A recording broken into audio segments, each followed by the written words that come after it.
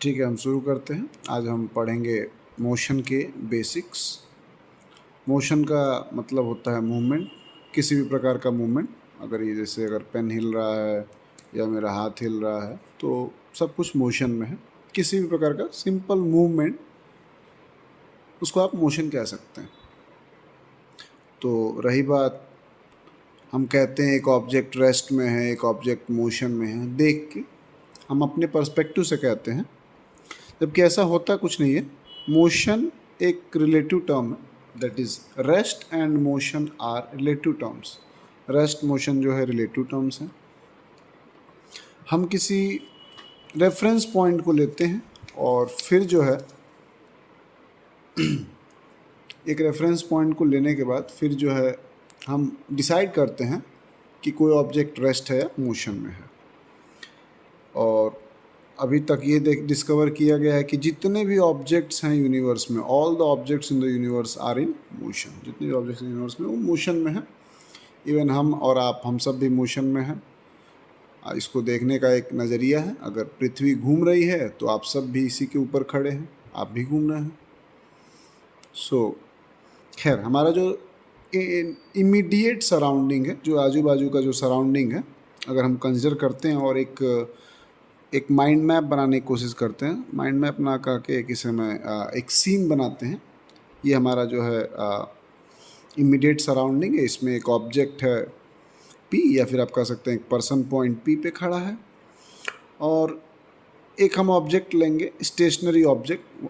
Again rest and motion और relative terms. हमने ऐसा एक ऑब्जेक्ट लिया, पेड़, बिल्डिंग, जो कि अपनी पोजीशन बदल नहीं रही है इमीडिएट सराउंडिंग से, तो एक पॉइंट ले लिया हमने ऐसा। अब अगर ये व्यक्ति अपना पोजीशन चेंज करता है, मतलब यहाँ से कहीं यहाँ या यहाँ या यहाँ कहीं भी अपना पोजीशन अगर चेंज करता है, तो वो अपना पोजीशन इस स्टेशनरी ऑब्जेक्ट के रेस्पेक्ट में चेंज कर रहा है।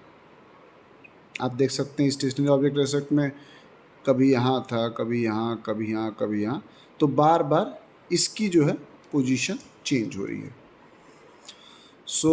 इसको आप दूसरे शब्दों में कह सकते हैं कि if an object changes its position, if an object changes its position with respect to another stationary object,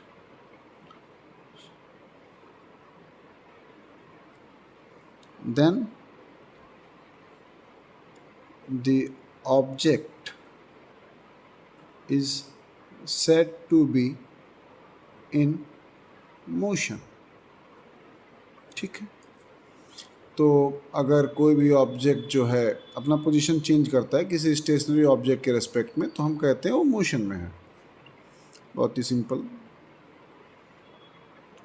इसी प्रकार अगर कोई भी एक ऑब्जेक्ट अपना पोजीशन चेंज नहीं करता है किसी स्टेशनरी ऑब्जेक्ट, किसी दूसरे स्टेशनरी ऑब्जेक्ट के रेस्पेक्ट में, तो हम कहते हैं वो अपना पोजीशन चेंज नहीं कर रहा है, वो रेस्ट में है।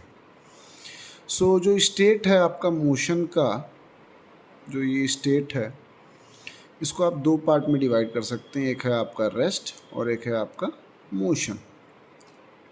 हमें इस पार्ट से ज़्यादा मतलब है, मोशन होगा तभी तो स्टडी करेंगे और अच्छे से। रेस्ट भी खैर एक स्टेट है। रेस्ट पोजीशन में भी हम फोर्सेस को स्टडी करते हैं, जो कि हम डायनामिक्स में पढ़ेंगे। अभी हम फिलहाल काइनेमेटिक्स देख रहे हैं, बस देख रहे हैं मोशन और कैसे डिस्टेंस, डिस्प्लेसमेंट, स्पीड वगैरह ये कवर करता है। तो अब मोशन है, तो मोशन भी फिर दो प्रकार का है भाई। एक है आपका यूनिफॉर्म और एक है आपका नॉन यूनिफॉर्म। तो वीडियो को मैं यहीं पे एंड करना चाहूँगा, ये बताते हुए कि यूनिफॉर्म में जो है स्पीड या वेलोसिटी आप कह सकते हैं कांस्टेंट रहता है, और कांस्टेंट वेलोसिटी कह सकते हैं आप। और नॉन यूनिफॉर्म में वेरिएबल वेलोसिटी, जो कि चेंज होते रहता है। सो ये अंतर है uniform motion non uniform motion. इसके बाद से जो है कहानी शुरू होती है आपकी distance, displacement, velocity, speed, acceleration, instantaneous, average, ये सब वगैरह वगैरह। Thank you for watching my video. धन्यवाद।